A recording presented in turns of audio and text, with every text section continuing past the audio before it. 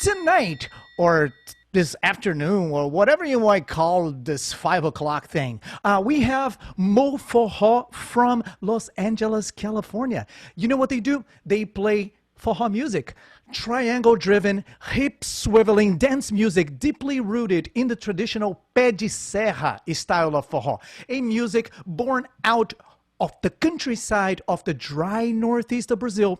Forró is enjoying the unprecedented popularity throughout the world now among the non-Brazilians and expats alike. The group was formed in 2012 by members of Samba Society, a musical collective of multi-instrumentalists with broad knowledge of the musical panorama and the history of Brazil. We're going to talk to this intellectual gentlemen and ladies tonight, right here. With the help of Forró in LA dance community and the band MoForro, Forró has steadily grown in Southern California as dancers discover its infectious swing. Do you like that introduction, people? Oh, Forró, they're my friends, man. And they play amazing, conscious music from the northeast of Brazil. I would like to open the show with one of their tracks called Panelada. Simbora, minha gente. Share this thing. Invite your friends. Let's do this.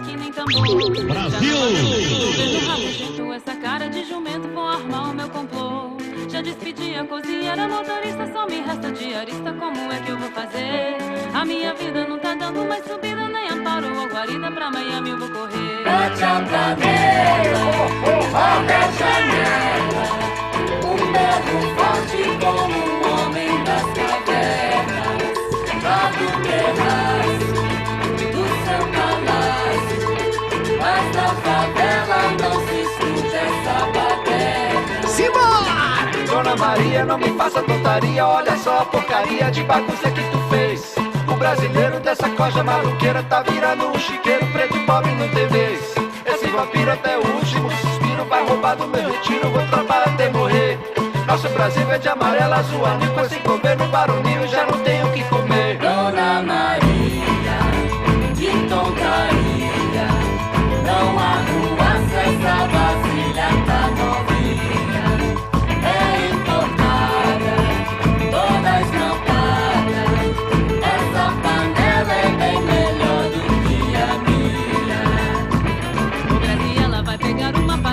Até minha janela, vou bater que nem tambor. Já não aguento esse governo rabugento. Essa cara de jumento, vou armar o meu complô. Já despedi a cozinheira, motorista, só me resta diarista. Como é que eu vou fazer? A minha vida não tá dando mais subida, nem amparo ou guarida. Pra Miami eu vou correr. Bate a panela, lá da janela. Um berro forte como um homem das cavernas. Lá do terraço palácio, mas na favela não se escute essa baderna. Dona Maria, não me faça tontaria. Olha só a porcaria de bagunça que tu fez. O brasileiro dessa coja maluqueira tá virando um chiqueiro. Preto e pobre não tem vez. Esse vampiro até o último suspiro vai roubar no meu retiro. Vou trabalhar até morrer. Nosso Brasil é de amarelo, azul, anil. Com esse governo baronil já não tenho o que comer. Dona Maria, que tontaria. Não há rua, essa vasilha tá novinha. É importada, todas não pagam. Essa panela é bem melhor do que a minha. Dona Maria, que tontaria. Não há rua, essa vasilha tá novinha. É importada, todas não pagam. Essa panela é bem melhor do que a minha.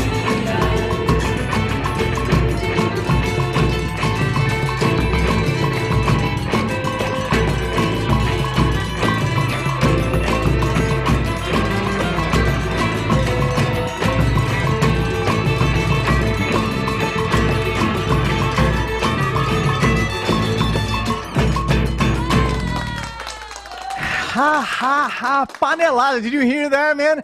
That's Panelada, the track that's coming out, and we're gonna bring this fellas from MoForro to tell you more about it. Before we go on, let me just remind you all that this show would not be possible without the sponsorship of Brazil Bass Media. BrazilBass.com is your channel for more information in the Brazilian community up here in NorCal, in the San Francisco Bay Area scene, and up to all the way to Sacramento, man. Celso Braz, you know, he does the Via Sacra, going up and down, talking to members of the Brazilian community. Well, without further ado, let me press some buttons here and bring to the screen my friends. Let me just unmute them first, right? I have to unmute them so they can talk. That's the new thing in the 21st century. You have to press a button, and then Beto, yeah, there you go. And then I also have to ask Mina to put on her camera. Are we ready for this? Hi, my goodness gracious. Gallery view, come on, everyone. How you doing? Hey, Paulo. Hello. Thanks for having us out here. This is I'm really excited about your show. Absolutely, man. I'm, always excited about meeting my friends and just checking in with everyone, seeing how's everyone doing. Emina, may I ask you to turn your phone 90 degrees to any direction so we all fit the screen? Okay. Aha, I like it. Oh, now you're upside down. No, that's Oh, let me get upside down too. I love being upside down. Hold on. Hey, oh yeah, man, this is fun. Let's all do this. No, okay, no. Anyways, guys, thanks for being here. I'd like to start by introducing you guys so folks online know who we're talking to. Simon Carroll plays zabumba and sings. Beto Gonzalez, triangle, vocal, sometimes viola caipira and guitar. Emina Shimanuki, percussion, vocals, and then a few other folks that are not here with us but are part of the collective. Simon, I understand that MoForro was kind of born out of Samba Society as a collective. How did you get stung by the forró thing? Why not just do forró in Samba Society? Ooh, good question. Yeah, so Samba Society was Beto's project. That was his brainchild. He can talk a little bit more about that. But the seed of forró was planted in me before I knew Beto and Amina. I spent a year traveling through Brazil, kind of like a baby learns Brazilian music, because when I went there, I didn't know much of anything. And I spent half of that year up in Recife, studying with Gina Salustiano, he's the son of Mestre Salustiano, who Yeah, I know that clan. 2008, I think he passed away, or 2009. So I got to meet him. I got to meet Mestre Salustiano also, and it stuck with me. I just wanted to bring it to Los Angeles as much as I could. And you do have a extensive background in drumming, percussion. What's your story? How did you first get to know Brazilian music? Yeah, so my first encounter with Brazilian music was through a teacher named Jerry Steinholtz, who wasn't super heavy into the Brazilian music, but he did introduce me to the pandeiro. And from there, I started studying with Randy Gloss, who teaches at Cal Arts. And I said, Randy, how do you get your swing? How do you do I have to listen to more things, or what do I do? And he said, you just have to go to Brazil. So I did. And so I traveled there for a year. And like I said, not knowing much before I got there, and just learned it like a baby would. That's a great thing. That's a great way to learn. I was speaking of learning here. We have Beto Gonzalez. You've been immersed in Brazilian music on a very deep academic level as well, huh, Beto? Can you share with us a little bit of your background there? Sure. Well, many years ago, I was doing graduate studies in ethnomusicology, and I did some research. I lived in Rio for a year. I was a Fulbright scholar, and I was doing my research predominantly on samba, something in samba de raiz and like the root samba of Rio, but very much concentrated in the city, you know. And then I started diving really deep into the history, the recordings, and when I came back from that year of research, is when I started Samba Society. And that group kind of grew, you know, with a lot of my friends, you know, who I invited in to come into it. And, you know, people like Katja, Bobby, Simon, Nina, Kana. And it just, from there, it just became, you know, a really fun project. It was almost like I was able to put all my research into a band, you know, so I feel like my dissertation became the band, you know. So that's great, yeah. and you Good got excuse for not writing the dissertation. it's and the musicians involved, were they like in part of the school, or were you recruiting Brazilian musicians in LA? Yeah, it was cats that I knew, you know, already. A lot of us were already playing together, or had, you know, just, you know, were playing Brazilian music or more samba specifically. And I just called the people that I thought, you know, would be really into it, you know, playing this old school root samba. And when I say that, for me, I'm thinking of the era of samba before Pagode exploded, you know. So Oh, like yeah, I really know, like this. predominantly the 70s, you know, for me is like the gold, one of the golden eras of samba. And I love so the era that's what of that band samba is. funk, also kind of around the 70s there, Banda Black Rio and Yeah. all those cats. Hmm. And let me ask you this thing. Are you in a hammock? Because Oh, am I we, making you dizzy? we, keep, I'm, we keep seeing you coming. Oh, no, it's great. I oh, envy you yeah. for being in a hammock. I'm sitting on I'm on this a thing porch that I swing. don't have anything Yeah. to anyways. I'm on my porch Emina. swing. Oh, good for you. How are you? I've heard you just had your little baby. How's everyone I doing? did. Everyone's good, and yourself too. Congratulations. Yes, yeah, we do have a baby in the house as well. And is it a month old? Is he a month old yet?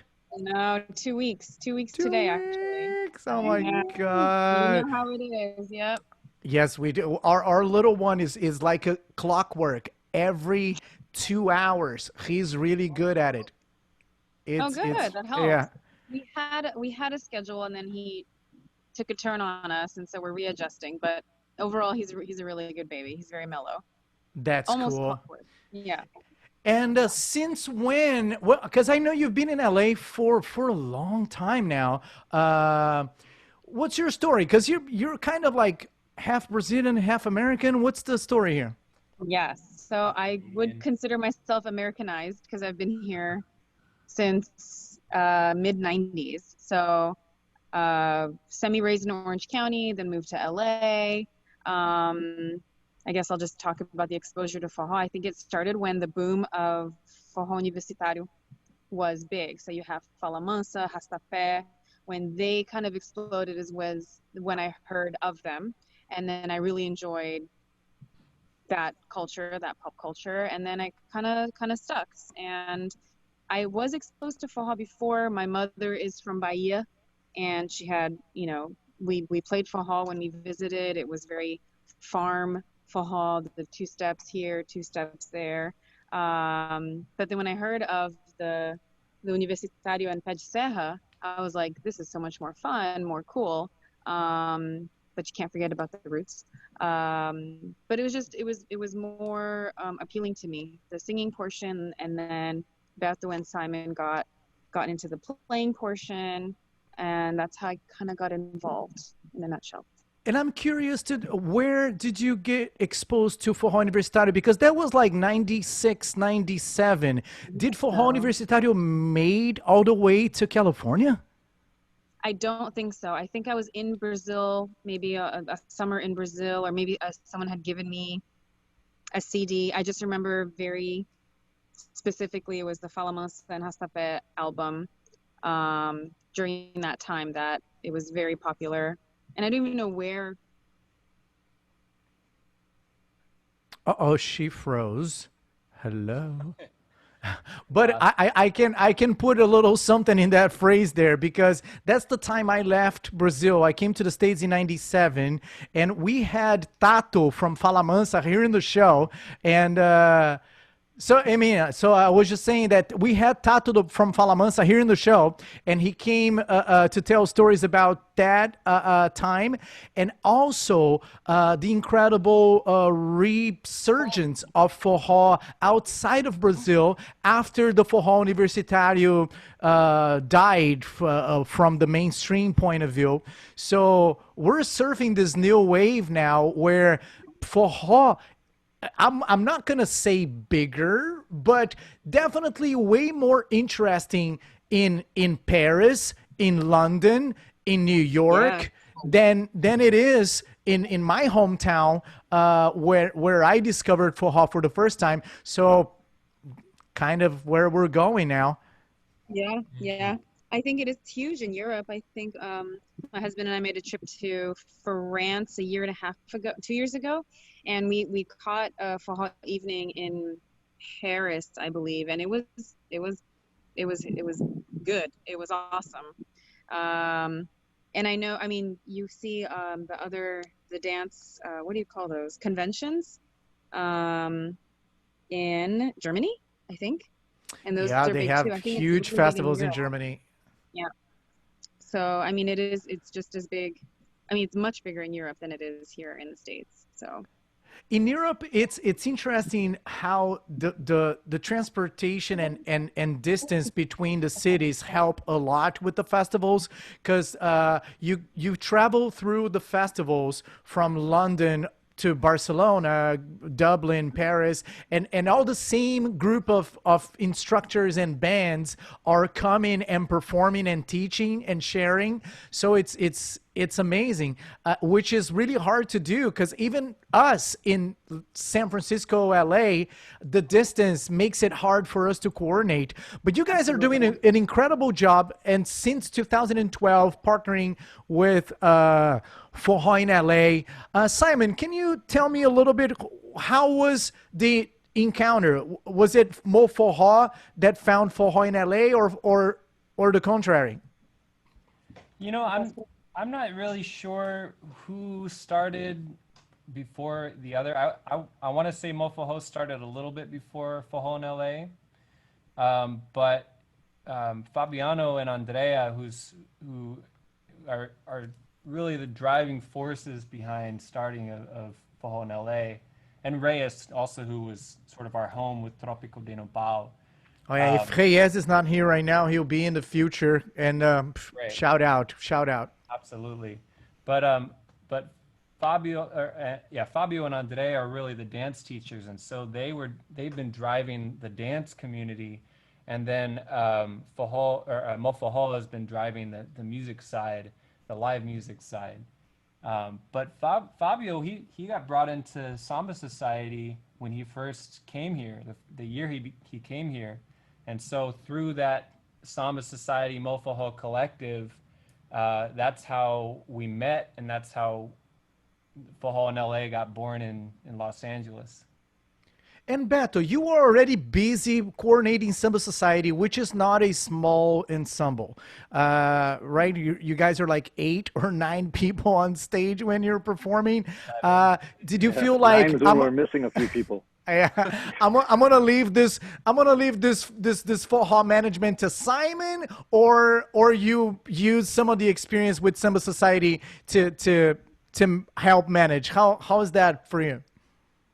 Well, Simon's always been the leader of MoForro for us, you know, and I think having Samba Society under my domain, it was kind of more than more than I wanted to take on with another band. So it's kind of fun for us, the different groups that sprouted out of Samba Society, that they're their own kind of entity, you know, they stand on their own, but they also like have a different like leadership, you know. So like later, a couple of years after MoForro, we started Os Zagueiros too, you know, with Bobby, and Bobby kind of spearheaded that one mostly. And so it's kind of we're all part of the same crew, this collective. We've been hanging out, playing for many, many years. Bobby also had a kid just recently, huh? Yeah. Yeah, so we had two brand new little mofos. Nice. If I can And say about Beto too, Beto's kind of shortchanging himself.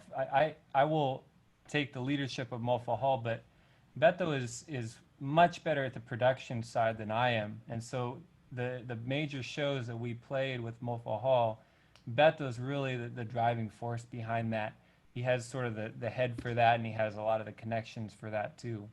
So The guns too. See. yeah. the guys, and I see we might even get the special guest, special appearance of the baby there, man.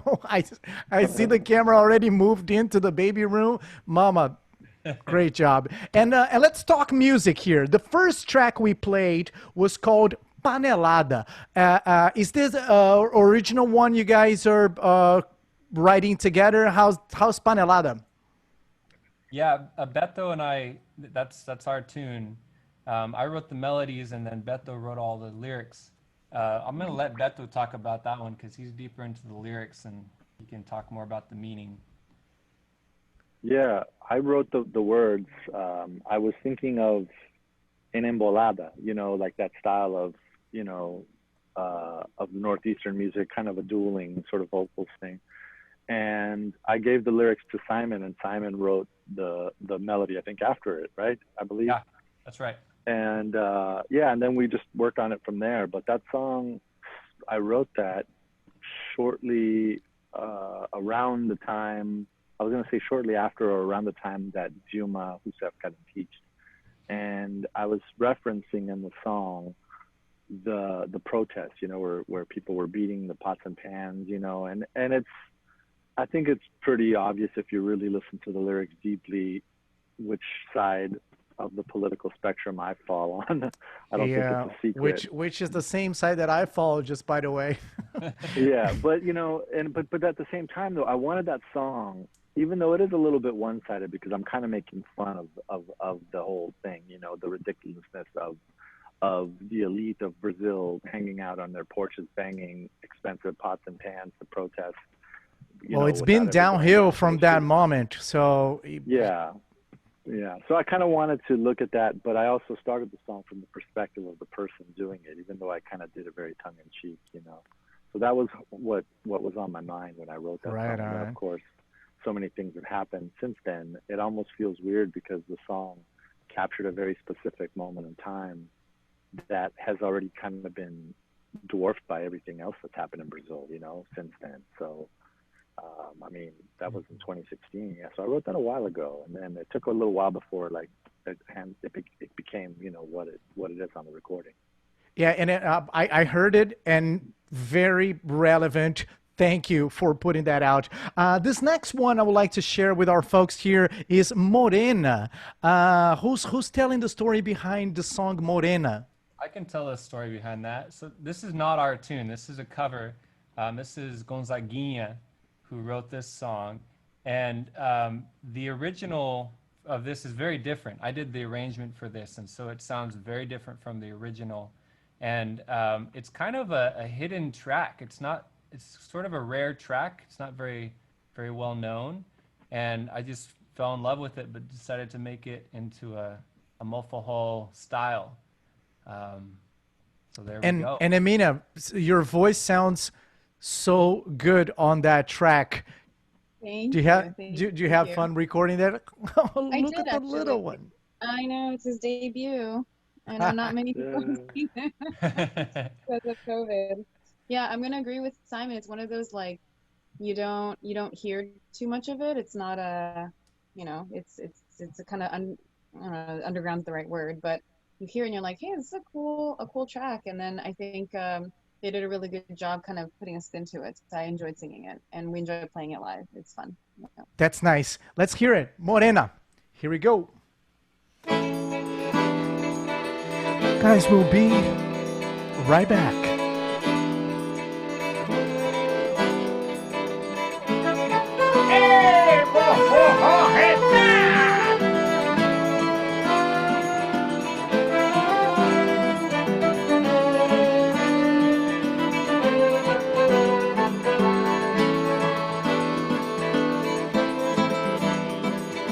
Pense no Vila Morena, Vila Limão,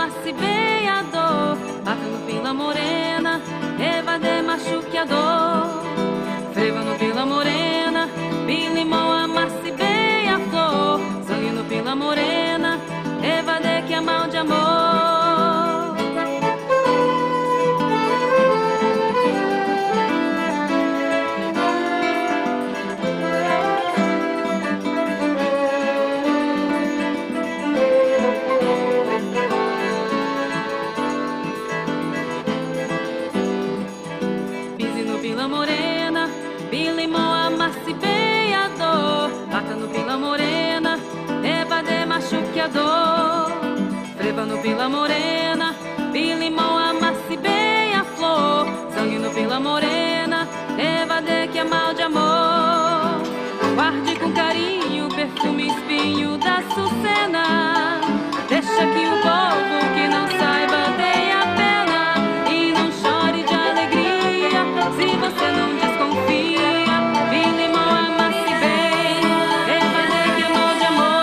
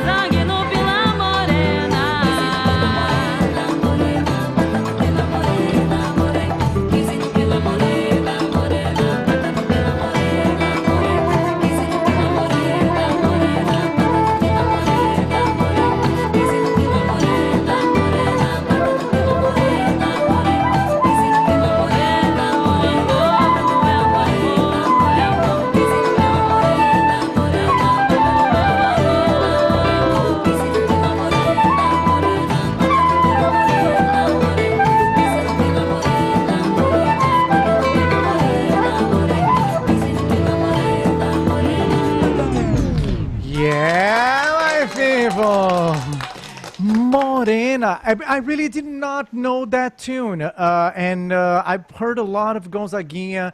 But thanks for putting that in the project. Speaking of the project, this is the first time folks are listening to this tune. Thanks to friends and family for being with us here. I see Shelby Williams Gonzalez is here with us. Simone Coluso, Carlos Sabag Volpe, and I've been sharing this on the Forró groups all over, and this it keeps on going. It's that's the beauty of the live streaming these days. It just stays out there in the vortex forever. Simon, tell us a bit of this project. You guys been working on it for a minute now. Did you get interrupted in the middle of the pandemic? Tell us the novella behind the new tunes. Yeah, that's an understatement. It's been a while in the making. There's songs on here that are older than the band. Actually, I mean original songs that are older than the band. Vagalumi, which you haven't heard, is older than the band is. That was written by me maybe 2010, something like that, and then the lyrics got written with the band. But yeah, the whole album, it's just taken some time. You know, we've had life changes in the band. Bobby, who's not here, he did a lot of the production side, most of the production side, and he, like, you know, has a baby now, and so that sort of got in the way, and he has a new job as a director at Flea's new school, that's going to be opening up in Watts too, and so he's had all sorts of life changes, um, and then just, I mean, even getting the album, the first album. I mean, this is our first album, and we've been together for what, like 8 years now. Oh, So but you guys have multiple other projects and kids and family, and you live in LA where you spend most of your time in traffic. So there's all of, there's all of that. I'm super Not anymore. excited to well. Good. So that's what we've been talking a lot about, the positive aspects of the pandemic, because we all know the negative ones, and but there is indeed that particular, sensation of pause that gave us more time to play around and finish this project. Beto, did you well, go ahead, Simon? Yeah. it's funny you mention sort of the busy life that we have in LA getting in the way, because honestly, if it weren't for Beto and Amina having day jobs for a lot of the band's inception, probably this band wouldn't exist. A lot of the other members are only players, they're full-time freelance musicians, and that's such a busy life. It's such a race to get around everywhere that it's really hard to keep a band with a whole bunch of LA musicians that are full-time musicians. Yeah, absolutely. And and now the scenario has just completely shifted. And Emina, for you, I felt like for my family, and I have to just like, blessings and more blessings. Of course, we did not plan the pregnancy around the pandemic because we had no idea what was going to happen. But the baby is super happy because we're around all day, all night. So how was it for you? Are you enjoying the time home away from everything? And your husband as Definitely. well. Yeah, definitely. During the beginning of the pandemic, it was just during my pregnancy, so I was able to take care of myself, and my family is all home for the most part. And so that portion of it was great. And now that he's here, definitely it's still a similar trend, where I'm here, I have support and help here. We're a household of now 6, believe it or not. So there's someone here who to always help me, help him. So similar situation. I think it's nice to just be available, be around. So yeah, you look at the positive side of the pandemic, and definitely appreciate the quality time that we have with him. Definitely. That's nice. And Yeah. Simon mentioned that the name of the album still this there's discussion around it, and the way you guys plan to release it. We've been just talking to different musicians and noticing that the market now, no, it's not necessarily friendly for a full album release, that folks are releasing track by track and kind of holding it back. How do you guys feel after so long you finally have the material in hands and you're getting ready to release? How would you release it? Yeah, that's a tough question. I mean, it's not friendly. You're right. It hasn't been friendly for a long time. But we this album has been, like you said, it's been in the making for so long that we just need to get it out there. And I think it is an album in itself. It's sort of an eclectic album. It's not only Forró, it also has many other styles of the Northeast, like Ciranda, as Ahastape, which is sort of within the strain of Forró, and these other things. But it really is an album feel, I feel.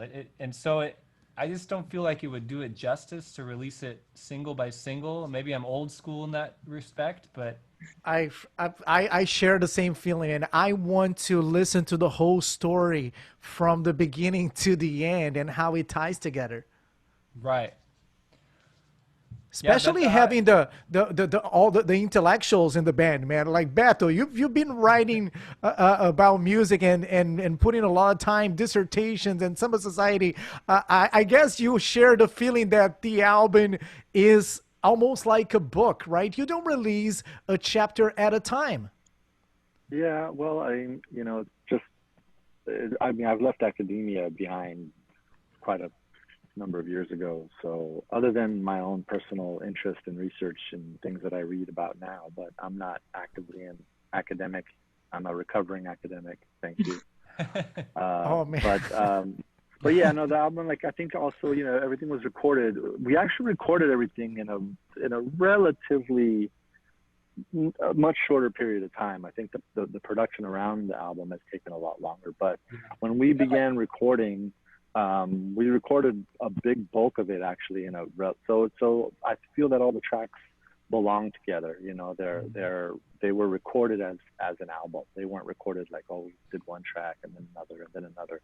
We sort of tracked all the songs, most of it, not all of it, but most of the album was done as though we were going into the studio to record a full album. So I think that's what it feels like and what it should be released like. That's cool. And thanks for sharing firsthand here with Tamo Junto SF. I prepared even the little Hey MoForro retard! Yeah, that's maybe you put it in as a hidden track at the end. I want to say hi to some of our folks here. Chris Thomas, it's sending hola and it's saying that miss you guys so much. Simone Colusso just joined us. My mom joined us. Yay! My mom's in Piracicaba. My mom's a big fan of the show. I really thank you, Mom. It's amazing having you here.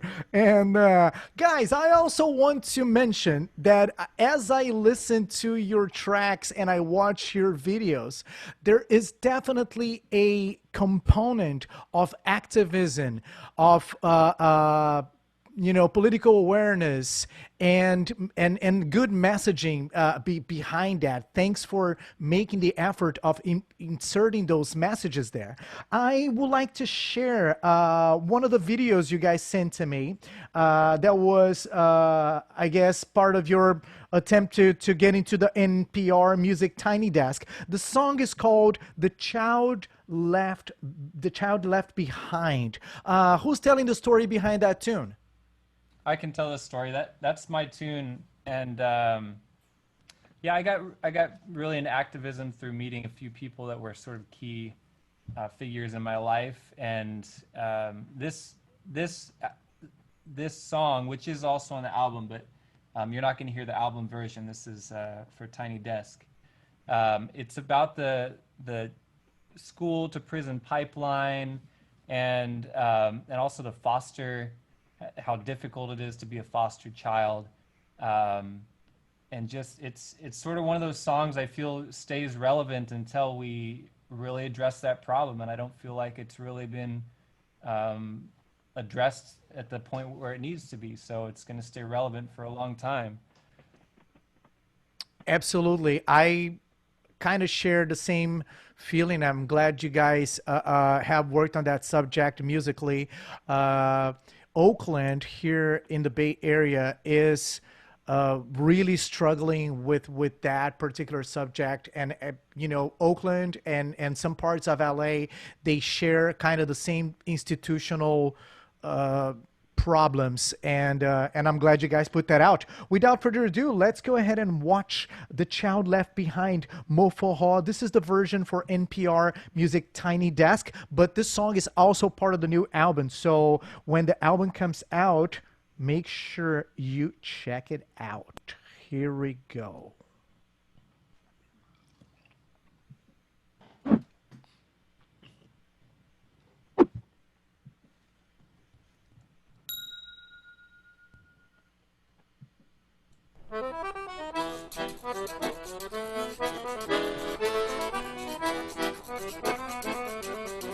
He walks the streets, his cell phone speaks. The goods within his bag are all the dignity he has. His childhood denied, no hope is on his side.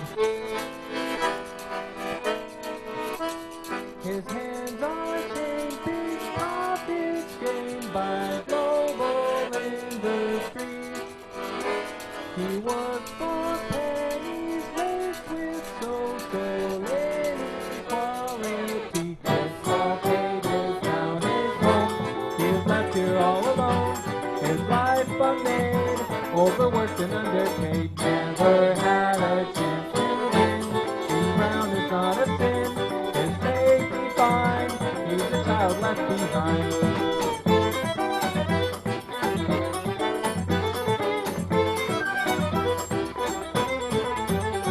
His mom detained, no dad remained. His mom detained, no dad remained. His foster infancy is now his grim reality. His grades below the line, expelled, now works in crime. His soul confined, no place or time to set his spirit free. The prison pipeline forced him into modern slavery. His small cage is now his home. He is left here all alone. His life unmade, overworked and underpaid. Never had a chance to win. Being brown is not a sin. His faith be fine. He's the child left behind.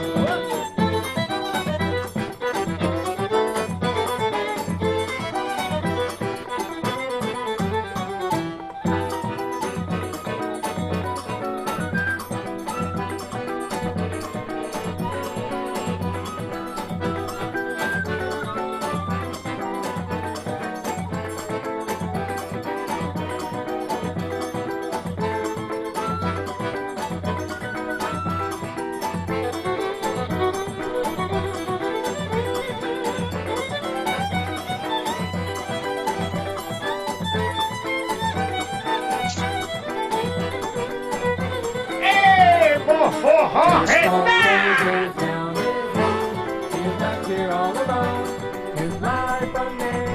overworked and underpaid, never had a chance to win.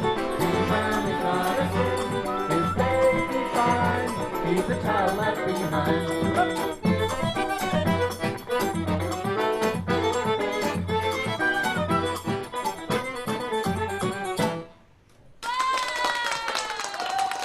Yeah, I see some very familiar faces on that video there.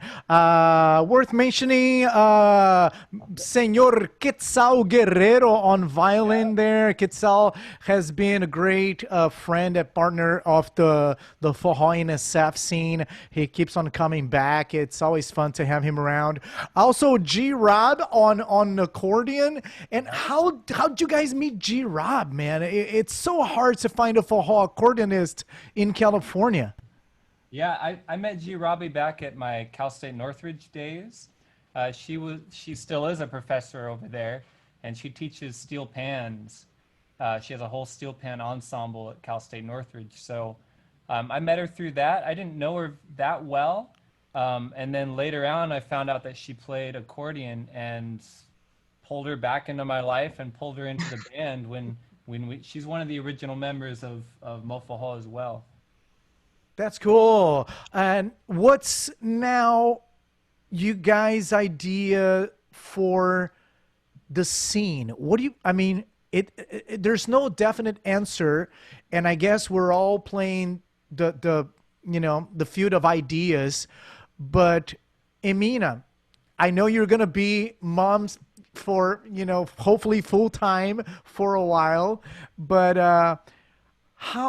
what's your gut feeling of the music scene in LA after pandemic?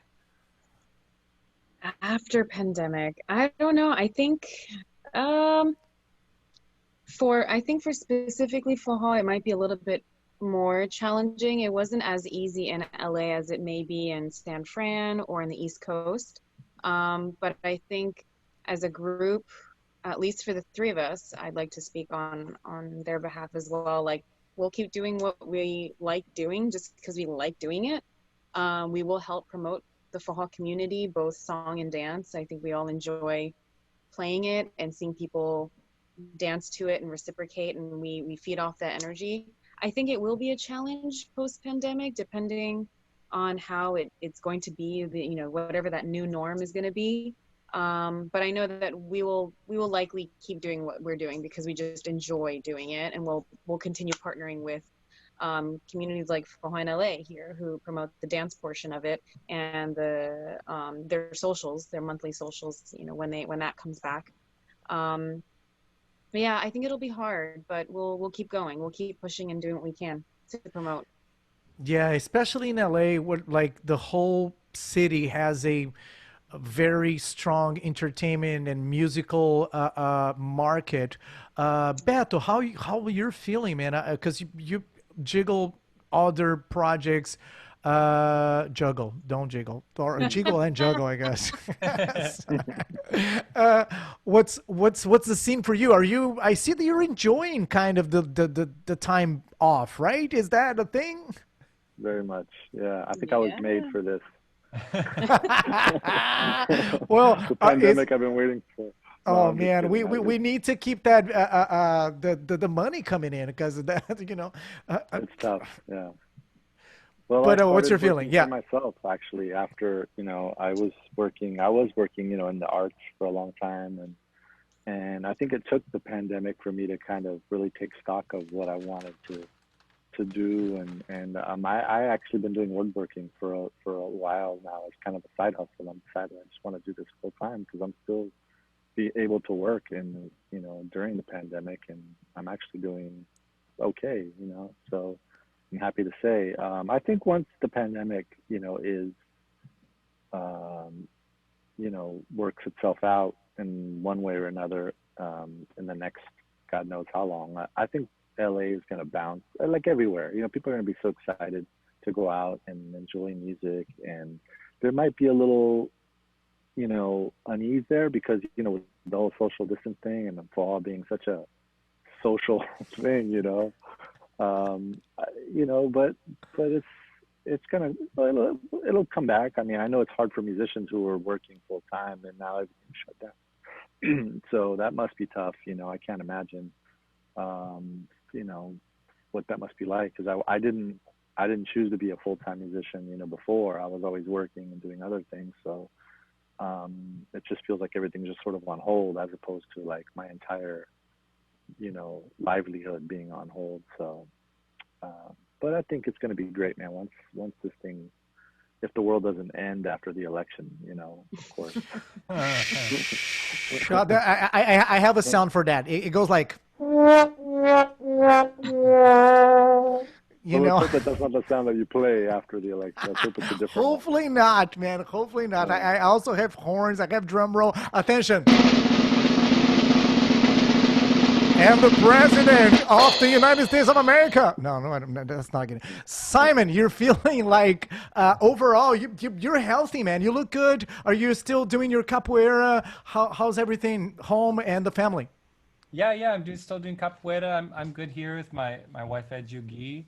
I was living with Bobby too, but he moved out because he's starting his The own. baby. Oh. Yeah. So it's just me and Jugi here right now, but we still have the studio and Bobby's a part of that as well. So, but as far as the pandemic, I mean, I feel really blessed that I decided to go and get my teaching credential when I did because I right now have a job and I'm getting paid, and I definitely wouldn't have that right now if I were still a free time or freelance musician. I have so many friends that are freelance musicians, and they're on unemployment, and the state of unemployment right now is a big question mark, and so it's Yeah. really terrifying for musicians right now. Um, and I don't really know what the state of that's going to be for a long time. But as far as the band goes, I see this as a moment to really reflect on where we've been and maybe think about where we want to go next. It's a nice little, eye of the storm, or where we can think about sort of reinventing ourselves or maybe not reinventing, but I feel like MoForro really started as a cover band, and with this album that we're putting out, it's mostly originals, and I feel like we can set ourselves up to be going more down that path now that we have this little break. So I'd like to concentrate more on writing originals and working on that. That's refreshing to hear, guys. Well, but speaking of like the whole saudosism and back in the days, I have a video here. This is from April 11, 2013, of you guys performing Feira de Mangaio. Let's play that so you can remember what the world was like back then. And then on our way back, we chat a bit more with MoForro. Are you ready for this? Here we go. Feira de Mangaio.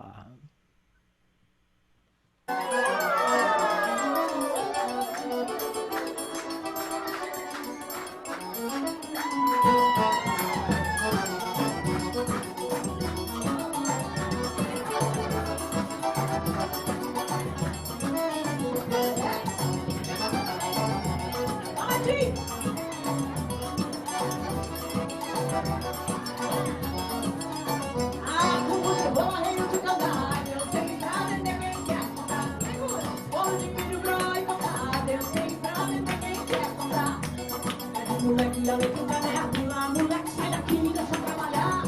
Já saiu correndo pra pegar espaço, já disse que eu saio voando pra todo lugar. Tem essa morena dentro da rua, pode mandar ele me entregar. Uma erva de cada de uma sua cara, uma pra Maria do João. Mas aqui tem essa morena dentro da rua, guardando porém na frente do pau. Tem um saco de piscina fazendo venda, o morro do fora sem sair.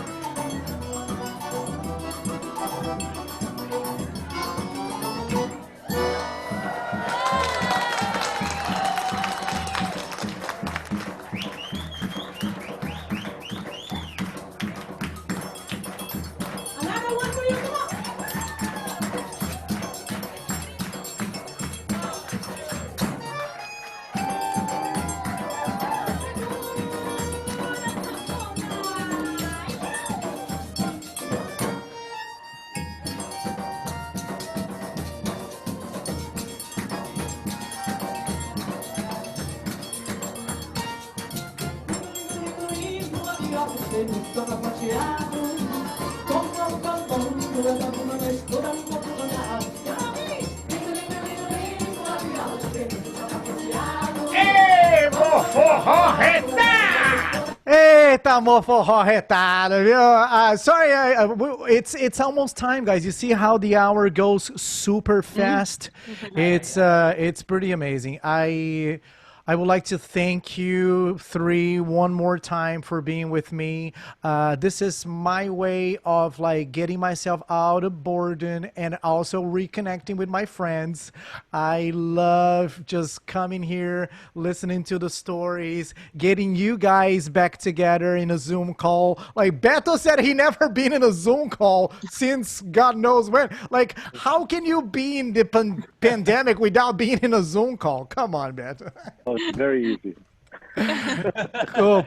I want to say hi to friends and family that have been with us today. Chris Thomas, Celia Fagotti, Natalie Dunbar, my mom, Carlos Sabac, Simone Colosso, Shelby. Thank you for hanging with us. And feel free to share this video and share the love of Forró music with everyone.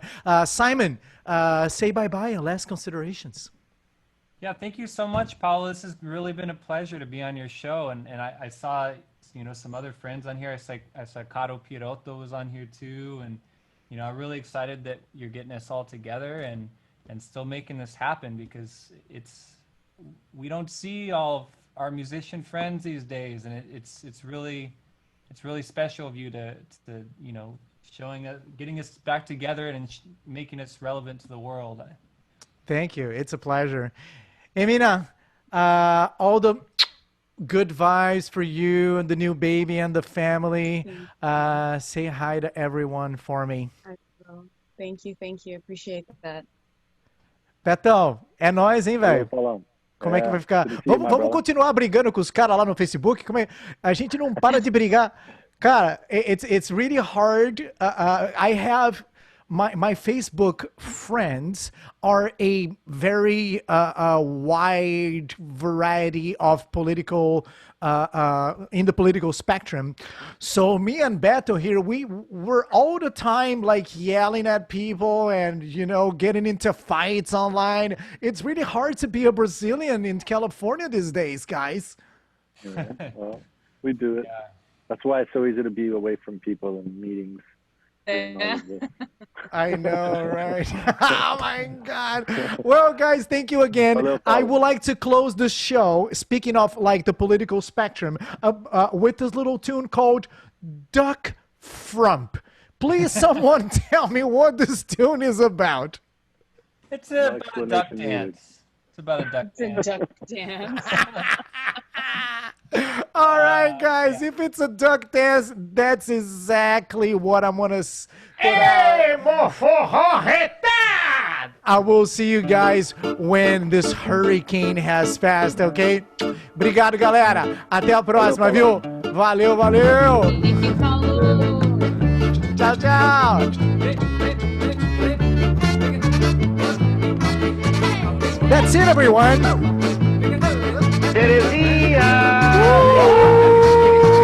We were here with MoForro.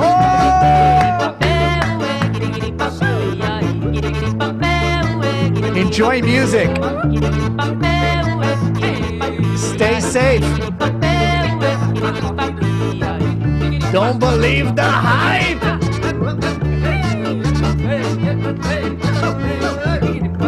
Follow the duck dance.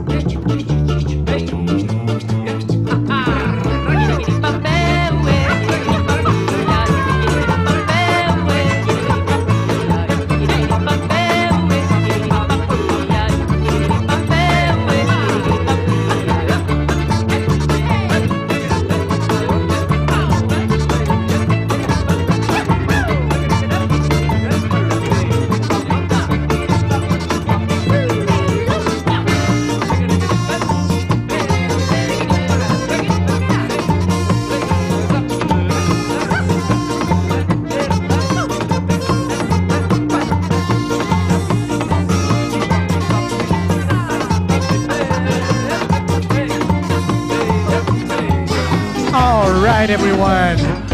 Thank you one more time for being with us. This is Tamo Junto SF. We celebrate music. We celebrate art and culture. Huh? Fica esperto, viu? Porque o negócio tá feio. All right, guys. We are not on the thing anymore. So let me just say a proper goodbye here.